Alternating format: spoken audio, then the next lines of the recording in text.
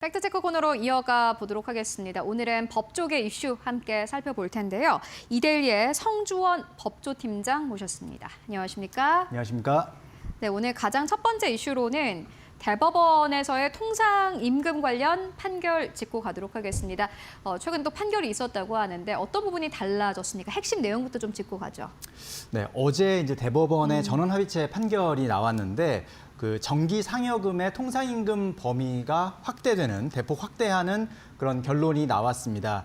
2013년에 대법원에서 이 통상임금에 대해서 하나의 기준을 정립하고 그것을 판결로 내세웠는데 그것이 11년 만에 조금 바뀌는 그런 결과가 나왔습니다. 이번 이제 대법원이 결국 판결을 하기 위해서는 어떤 사건이 있어야 대법원이 그거에 대해서 판결을 하면서 결국 판례를 변경하고 법리가 바뀌게 되는 그런 상황이었는데 이번 판결의 대상이 된 사건은 총 2건이었습니다. 하나는 한화생명보험 근로자들이 낸 사건이었고 하나는 현대자동차 직원들이 낸 사건이었는데요. 그 전반적인 내용은 비슷합니다만 세부적으로 조금 차이가 있습니다. 한화생명보험 사건 같은 경우는 이제 정기 상여금이 있긴 있는데 여기에 조건이 붙어 있습니다. 그러니까 그 지급일 기준으로 현재 재직 중인 사람한테만 지급하는 정기 상여금이라는 조건이었고요. 이것이 과연 통상임금에 포함되느냐 안 되느냐 이 쟁점을 두고 다툰 거였는데 1, 2심에서는 그것이 인정된다라고 봤었고 대법원도 역시 포함된다, 통상임금에 포함되는 것이다라고 결론을 내렸습니다. 이 자체가 바로 기존의 대법원 그 전원합의체의 기존 판례를 변경하는 그런 내용이었고요. 또 현대자동차 사건은 기준 기간 내에 15일 이상 근무하면 지급하는 정기 상여금이라는 조건이었습니다. 그러니까 뭐 기준 기간이라고 하면 쉽게 말하면 한 달이라고 보면 되는데 한 달에 15일 이상 근무하면 지급하는 정기 상여금. 그러니까 뭐 사실상 거의 모두에게 주는 상여금이다라고 생각하면 될 것 같은데요. 역시 이 부분도 근데 이 부분은 1, 2심에서는 사실은 인정되지 않았습니다. 통상임금으로 인정하지 않았다가 왜냐하면 15일 이상 근무해야 하는 조건이 있었기 때문이라는 그런 이유로 인해서 1, 2심에서는 인정하지 않다가 대법원에서 아니다. 이것 또한 통상임금으로 인정해야 된다. 포함해야 된다라고 하면서 이건 파기환송을 결과적으로는 1, 2심의 내용이 달랐기 때문에 파기환송을 했고 역시 이 결론 또한 지난 11년 전 2013년의 대법원 전원합의체 판결과는 달라진 그런 판례라고 볼 수가 있겠습니다. 여기에서의 어제 그러니까 대법원 판결의 핵심을 보면은 이 통상임금 판단의 중요 기준이 총 3가지가 있는데요. 정기성, 일률성, 고정성 이 3가지 중에 고정성 요건을 배제하겠다. 폐기하겠다라는 것이 바로 어제 대법원 판결의 핵심 쟁점입니다. 그러니까 정기적이고 일률적이기만 한다면 다른 조건이 붙더라도 상관없이 이것은 통상임금으로 보는 것이 맞다라는 것이 대법원의 판단이고요. 이렇게 되면서 어쨌든 조건이 그전에는 3가지였는데 2가지로 좁혀지면서 통상임금으로 인정될 수 있는 범위가 확실히 늘어났습니다. 그 얘기는 한마디로 근로자들 입장에서는 실질적인 임금 인상 효과, 임금 증가 효과가 기대되는 그런 상황이고 반대로 말하면 기업들로서는 인건비 부담, 비용 부담이 커지게 됐다. 이렇게 결론을 내릴 수 있겠습니다. 네, 통상임금 판단 기준이 바뀌었다라고 보시면 될 것 같습니다. 말씀을 앞서서 해주셨습니다마는 정기성, 일률성은 인정을 하는데 이제 고정성이 폐기가 됐다라는 부분을 짚어주셨습니다. 그렇다면은 고정성이라는 요 요건이 제외된 이유는 뭡니까? 네, 대법원은 어제 판결에서 이제 그 설명을 했는데요. 네.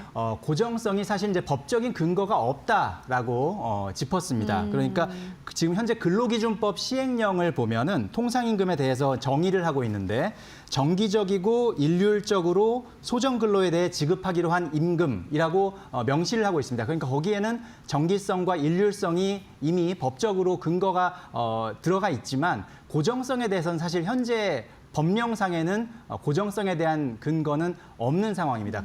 다만 2013년에 대법원이 이제 고정성이라는 요건을 하나 집어넣어서 이제 통상임금을 정의했던 것인데 이번에 11년 만에 바로 대법원이 사실 좀 아이러니하긴 합니다.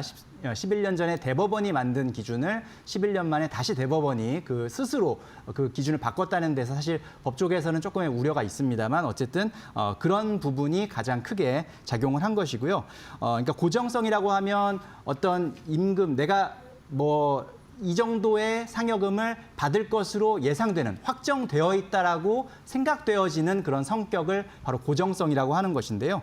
앞서서 말씀드렸듯이 뭐 재직 조건이라든지 뭐 어떤 그 기준 일수 이상 근무한 그런 조건이랄지 이런 조건이 붙었을 때 고정성이 있느냐 없느냐 이 부분을 가지고 그동안 그 통상임금 소송에서 다퉈왔는데 아예 대법원에서 고정성을 아예 보지 않겠다라고 해버림으로써 그 기존의 그런 쟁점들이 아예 사라져버리는 그런 결과가 나오게 되는 것입니다.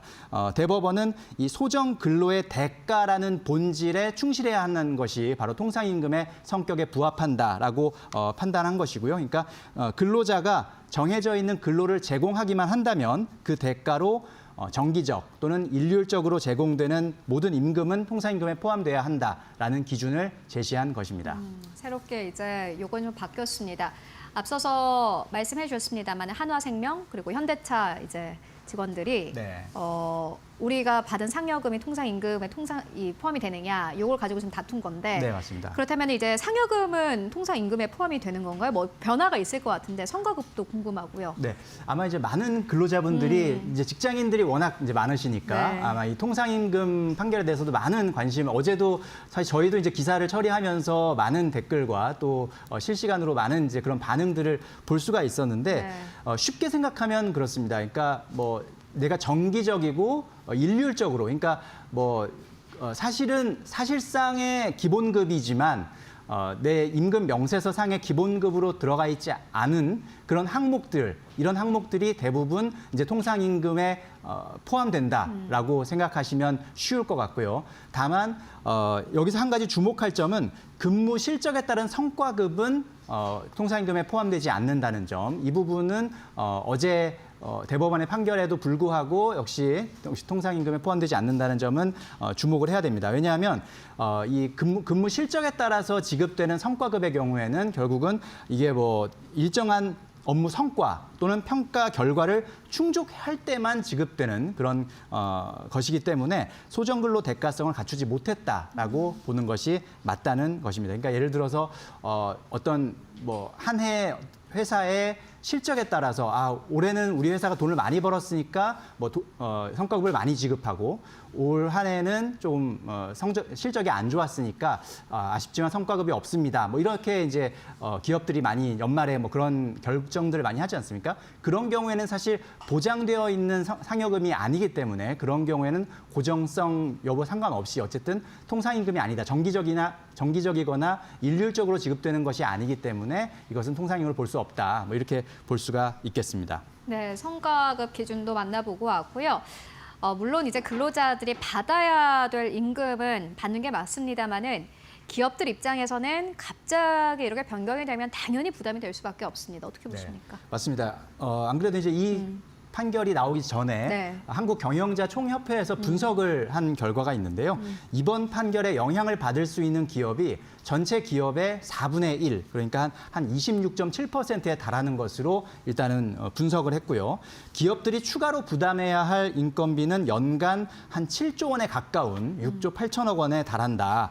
이것은 해당 기업 전체 당기 순이익의 15%에 해당하는 규모입니다. 그러니까 상당히 기업으로서는 상당한 부담을 안게 되는 그런 결과라고 볼 수가 있겠고요. 특히나 뭐 300인 이상 사업장 혹은 29인 이하 사업장 이렇게 사업장 규모별로 조금 비교를 해봤을 때는 역시 이제 대기업일수록 역시 부담이 큰 것은 당연한 이치겠죠. 그러니까 300인 이상 사업장이 한 3조 이상, 또 중간 30인에서 299인 사이의 사업장이 한 3조 1천억 원 정도, 그리고 29인 이하 사업장이 한 3,800억 원의 추가 부담금을 안게 될 것으로 예상됩니다. 그러면서 재계에서는 이제 지금 좀 걱정을 하는 것이 현재 뭐 계엄 사태 이후에 정치적으로도 많이 혼란을 겪고 있고 내수 부진, 또 수출 감소 이런 여러 가지 어려움을 겪고 있는 상황에서 예기치 못한 인건비 부담이 더해지면서 경영 환경이 좀 악화되는 것이 아니냐 이런 우려가 나오고 있고요. 법조계에서는 이번 판결로 인해서 기업들의 임금 체계 개편이 불가피해졌다 이런 전망을 내놓고 있고, 또 노사 간에 이것으로 인해서 새로운 갈등이 발생할 수 있다는 또 우려도 내놓고 있습니다.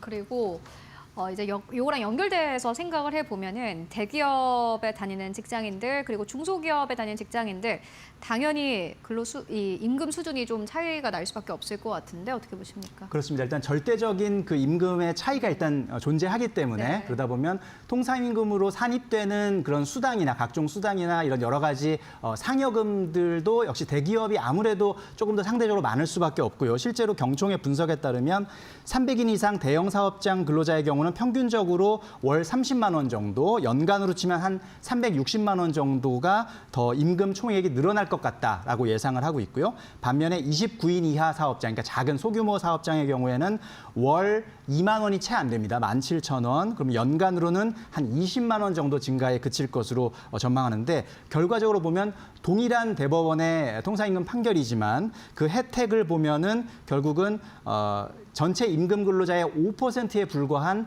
300인 이상 사업장 근로자들에게 조금 그 혜택이 집중되는 그런 결과가 나올 수 있다라는 이제 분석이 나오고 있고요. 그렇게 되면서 결국은 우리나라 현재 노동시장의 이중 구조가 지금도 문제인데 앞으로 더 이것이 심화될 것이다라는 지적도 나오고 있습니다.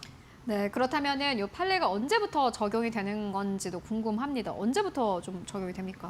네, 원칙적으로 이제 어제 선고가 나왔는데 그 이후부터 바로 적용이 되고요. 다만 현재 법원에 계류 중인 동종 사건들에는 예외적으로 소급 적용되는 것으로 대법원 전원합의체에서 결정을 했습니다. 이렇게 되면 기업들은 일단 우선적으로 현재 지금 자기가 지급하고 있는 상여금 중에 뭐 재직 조건이 붙어 있거나 혹은 근로 일수 조건이 붙어 있는 그런 상여금이 있다면 이것이 어제 대법원 판결 기준으로 이게 통상임금에 포함되는지 아닌지를 판단을 해서 이제 만약에 오늘부터 임금을 지급하는 그런 기업이 있다면 이것이 통상임금에 포함된다면 그에 맞춰서 여러 가지 다른 수당들을 또 지급을 해야 될 것으로 예상이 되고요.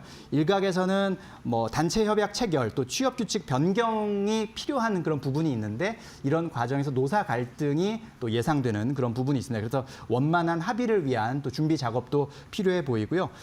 법조계에서는 아예 이번 기회에 조금 임금 체계 자체를 직무 중심 또 성과 중심으로 개편하는 것을 검토해 볼 필요가 있다라는 조언도 나오고 있습니다. 네, 알겠습니다. 일단 통상임금과 관련된 판례 함께 짚고 왔습니다. 지금까지 이데일리의 성주원 법조팀장과 함께 이야기 나눠봤습니다. 말씀 고맙습니다. 고맙습니다.